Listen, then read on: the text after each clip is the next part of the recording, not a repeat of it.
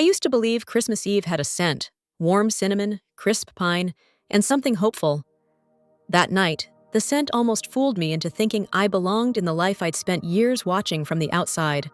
My name is Ariana West, and I didn't know that a single overheard sentence would burn down whatever illusion I had left about my family.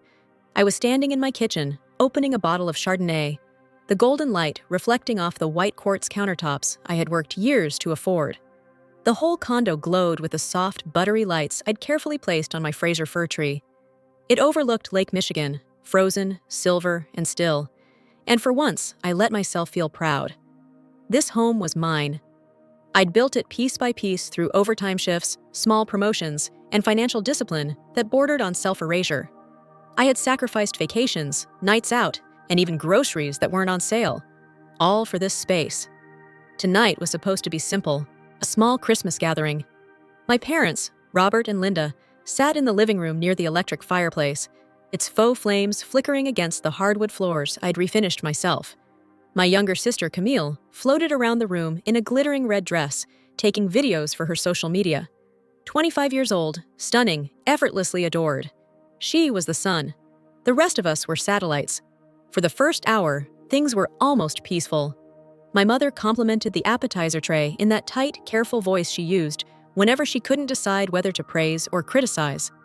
My father muttered something vague about the condo having potential, his tone closer to a property inspection report than a compliment.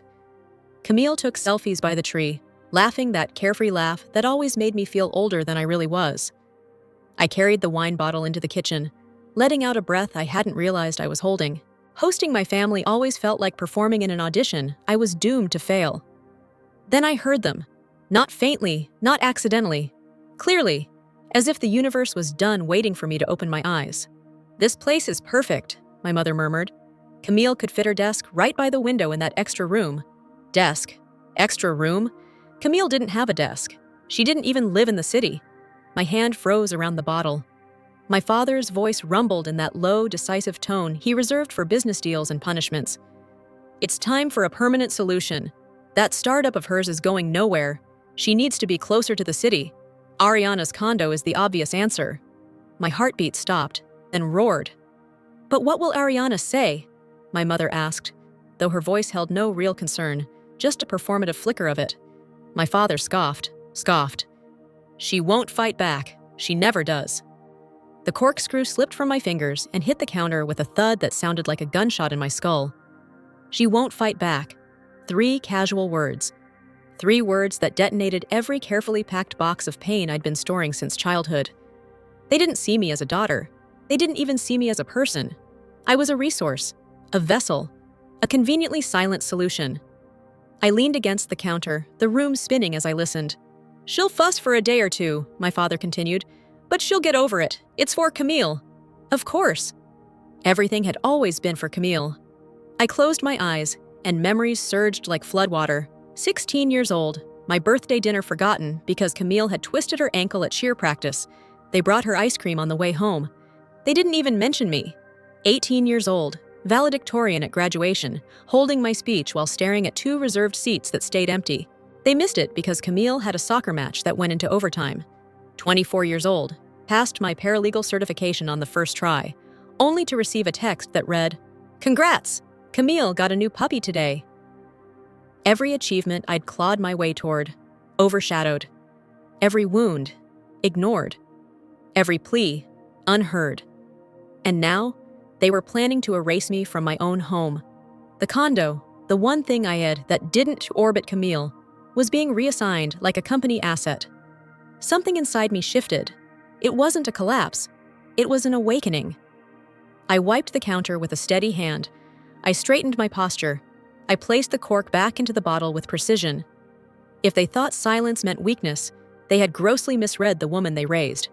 I stepped back into the living room with a soft smile, the kind of smile lawyers use right before presenting a devastating piece of evidence. My father looked up at me.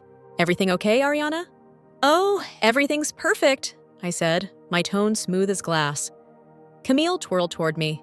"Ari, this place is so big for just one person. You must love having the extra room." I met her sparkling, oblivious eyes. "It serves its purpose." She giggled and turned back to her phone, already decorating my home in her imagination. My parents exchanged a knowing glance. In their minds, the deal was done. Their silent daughter was already conquered. They had no idea the war had just begun. Because I wasn't the Ariana they remembered. The girl who swallowed every hurt, nodded through every slight, and accepted every erasure. No, I had become someone else entirely. Someone with knowledge. Someone with strategy. Someone with nothing left to lose. And someone who, for the first time in her life, was ready to fight back. Quietly, decisively, and absolutely. Christmas Eve didn't break me. It revealed me. And it revealed them. The night was beautiful, the lights warm, the scent comforting. But beneath it all, a storm was forming. A storm named me. When I walked back into the living room that Christmas Eve, I carried a smile so perfectly shaped, it could have been carved from ice. Camille was already bouncing toward me, her curls bouncing with her. "Ari," she chirped, "would it be okay if I turned your office into my bedroom? The lighting in there would look amazing in my videos." My chest tightened, but my face didn't move. "Of course," I said lightly. "We'll figure something out." She squealed and hugged me, smelling like vanilla body spray and entitlement. And I played my part, the sensible sister, the peacekeeper, the one who always went along with the plan. But inside me, something sharp and calculating had replaced the old instinct to fold. 3 days passed, 3 days of pretending, 3 days of answering my family's messages with cheerful emojis while planning something far colder beneath the surface. Then my mother called. "Ariana, sweetie, could you come over and help me find my address book? I need to send thank you cards, and I can't find anything in this house." The old me would have apologized for her mess. The new me recognized an opportunity. "Sure, Mom," I said. "I'll be there at 2. I arrived to the same suburban house I'd grown up in, a shrine to Camille's achievements. Trophies, ribbons, oversized portraits. My own picture existed only as a dusty frame tucked in a dim hallway corner, as though even my memory took up too much space. Mom was in the kitchen, surrounded by stationery. "I know it's somewhere in your father's study," she called out. "Just dig around." I walked toward the study, pushing open a door that smelled faintly of stale coffee and old printer ink. Papers were everywhere. Bills, magazines, financial statements in messy piles. I started shifting through them, not really expecting to find anything useful. But then I saw it. A manila folder, slightly open, with thick legal paper sticking out. The letterhead was from a tiny budget law firm I recognized only from their cartoonish billboard off the freeway. A bad sign, a very bad one. I pulled the document free and read the title at the top. Quitclaim deed. For a moment, the room went silent, the kind of silence that happens before something explodes. My address, my condo, was listed plainly in the property description. The grantor was me. The grantee was Camille West. And then I saw it, the signature line, my name, but not my hand. A shaky imitation, too careful, too stiff, like someone had traced the loops of my signature off an old birthday card. My father. It had to be him. He was the only one who knew enough to be dangerous and just reckless enough to think he could get away with it. My stomach didn't drop. It hardened. This wasn't an innocent assumption. This wasn't misunderstanding. This was a premeditated attempt to steal my home. "Ariana, did you find it yet?" my mother called. I slid the deed back exactly where I found it, my voice eerily steady. "Not yet, Mom. Still looking." When I walked out of that room, I was no longer a daughter. I was evidence gathering. I found the address book under a stack of magazines, set it on the kitchen table, and watched my mother smile without looking at me. "You're a lifesaver," she said. I almost laughed, if only she knew. "I've got errands to run," I said. "I'll see you for New Year's brunch?" "Wouldn't miss it," she answered brightly. But something in her eyes flickered. Guilt, maybe. Or just the natural unease of someone who knows they're using their child and hopes the child won't notice. I kissed her cheek and left without looking back. Outside, the cold air slapped my face, but it felt cleansing. My family thought they knew me. They thought manipulation still worked.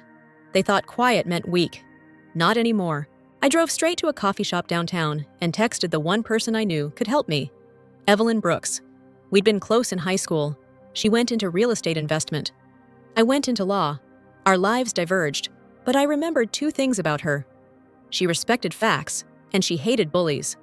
She arrived in a gray wool coat, her hair pulled into a sharp ponytail, eyes bright with suspicion. "You said this was urgent," she said, sitting down. "How bad is it?" I opened my laptop, pulled up the photo I'd taken of the forged deed. Evelyn stared at it for 5 seconds before whispering, "Jesus, Ariana. That's my signature," I said. "Or someone's attempt at it." "This," she said, tapping the screen, "is felony fraud. And they planned it. You can't stay in that condo." "I know," I said quietly. "But I also can't give them a chance to contest anything." Evelyn leaned back, thinking fast. Then she nodded once, decisive. "I'll buy it." "What?" "My partners and I have been scouting properties in that building for months. Yours is perfect. We'll pay market value, all cash. No listing, no open houses. We can close in 72 hours through my title company." The breath I let out trembled, but not from fear, from relief. "And the money?" I asked. "My father will try to access any account he thinks I use." "Then put it in a trust," Evelyn said. "Irrevocable. Anonymous. I know an attorney who can set it up today." Within hours, the plan was in motion. Paperwork filled, trust established, title transfer scheduled, keys prepared. By December 30th, the condo was legally no longer mine. By 5 p.m. on the 31st, the locks had been changed, and I, smiling, polite, agreeable Ariana, texted my family. "Of course Camille can move in. Just let me know when you're coming." They had no idea the door they were excited to unlock no longer belonged to me at all. Their plan was still marching forward. But mine was already complete. On the morning of January 2nd, Chicago felt colder than usual. Sharp, metallic, the kind of cold that sliced straight through wool. I sat by the window of the small coffee shop across the street from my old condo building, a latte cooling untouched in front of me. From where I sat, I had a perfect, unobstructed view of the entrance. At 10:04 a.m., the U-Haul rumbled up to the curb. My parents stepped out first, bundled in heavy winter coats, their movements brisk and confident. Camille emerged next, wearing oversized sunglasses and a fluffy white jacket, the kind influencers use to perform luxury. She held her phone out in front of her, recording herself as she spun toward the camera. "Moving day. Big step," she chirped to her followers, flashing a smile that had always come so naturally to her. I watched her zoom in on the building behind her, my building, or rather, what used to be mine. "We're so excited," she continued. "My sister is letting me move into her space. She's just amazing, so generous." The lie twisted in my stomach, but not in the way it used to.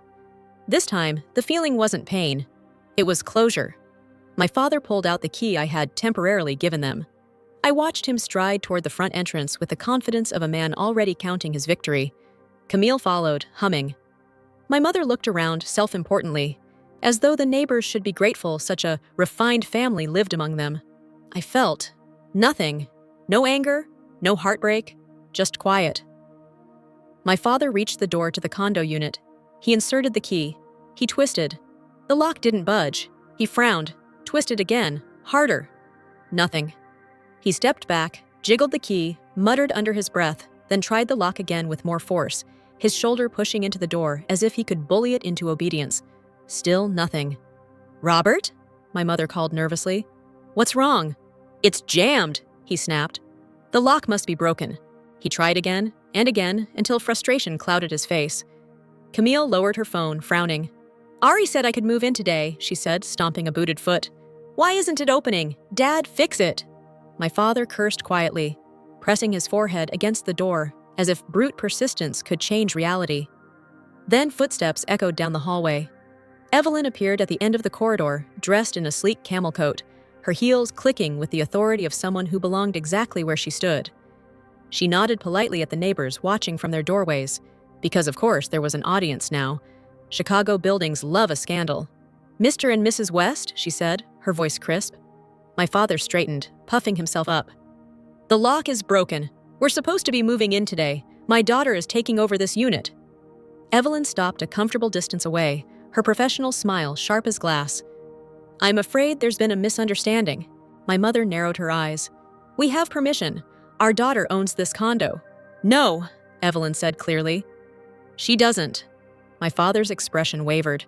"Excuse me?" Evelyn held up the new key, gleaming under the hallway lights. This unit was sold to my company on December 29th. The title transfer is complete. The locks were changed the following day. The hallway fell silent. Someone gasped behind a door. Camilo shook her head. No, my sister wouldn't do that. She told me I could move in. She promised. Evelyn didn't flinch. The property is no longer hers, and as of this moment, you're blocking a fire exit. I need you to clear the hallway. My mother's face crumpled. My father's complexion turned gray, then red, then something between rage and disbelief. Camille stared at the door like it had personally betrayed her. She lied to us, Camille whispered, as if the words physically hurt her. Ariana lied. No, I thought. I just finally stopped being the person you could lie to.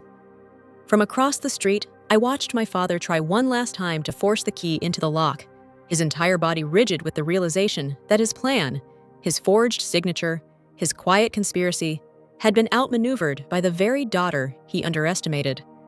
My mother sat on one of the moving boxes and burst into tears. Camille's mascara streaked down her cheeks as she yelled at no one and everyone. The scene was dramatic, chaotic, loud, and I felt none of it. Because while they were unraveling in public, I felt something inside me pull together in a way it never had before. Strength. Quiet, steady strength. I took one last look at the condo building where I had cried, hoped, worked, and built a life my family never respected. A building that no longer held any part of me. Then I stood, left a tip on the table, and walked out of the cafe into the drifting snow. I didn't need to witness the aftermath. I didn't need to see my father's pride fracture, or my mother's guilt bloom into anger, or Camille spinning a new narrative to make herself the victim. I didn't need revenge. I needed peace. And for the first time in my life, peace didn't feel like silence. It felt like freedom. As I walked away, the wind stinging my cheeks, I realized something profound.